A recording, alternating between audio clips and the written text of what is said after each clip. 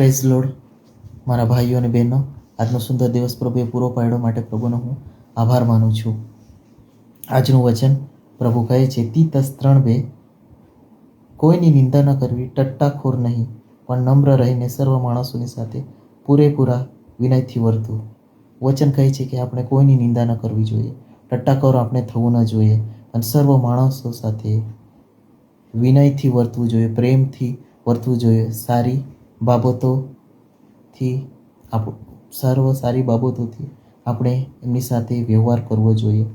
અને ગલાતી 5:19 કલમ કહે છે કે દેહના કામો તો ખુલ્લા છે, એટલે વ્યભિચાર, અપવિત્રતા, લપણપણું, મૂર્તિપૂજા, જાદુ, વેરભાવ, કજિયા, કંકાસ, ઈર્ષા, ક્રોધ, ખટપટ, કુસમ, પક્ષાપક્ષી, અધિકારી, છાકટાઈ, વિલાસ, એવો જેવા કામ જે પહેલાં પ્રભુએ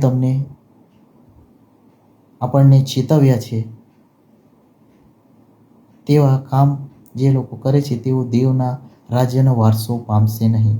તેથી આપણે આપણું જીવન સુધારીએ, પ્રભુને સમર્પણ કરીએ ને વચન પ્રમાણે ચાલે, વચનના આધીન થઈને ચાલે, અને આ સર્વ ખરાબ બાબતોથી આપણે દૂર રહીએ. આ જૂન મહિનો પ્રભુ આપણા માટે આશીર્વાદિત કર્યું, સર્વ ઈચ્છાઓ પૂર્ણ કરી, પ્રાર્થના વિનંતી સાંભળ્યું, આશીર્વાદથી ભરપૂર કર્યો. આજે જૂનનો છેલ્લો દિવસ છે.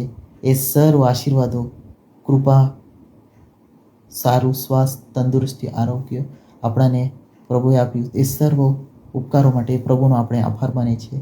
અને આ વચનો પર ચાલવા તમને અને મને સહાય કરો કે એ સર્વ ખરાબ બાબતોથી પ્રભુ આપણા જીવનમાંથી કાઢે, આપણું રક્ષણ કરે, અને આપણે પ્રભુના ઈચ્છા પ્રમાણે જીવન ચાલે અને આપણું જીવન પ્રભુને સોંપે. તેના માટે પ્રભુ સહાયને મદદરૂપ કરે. આમીન.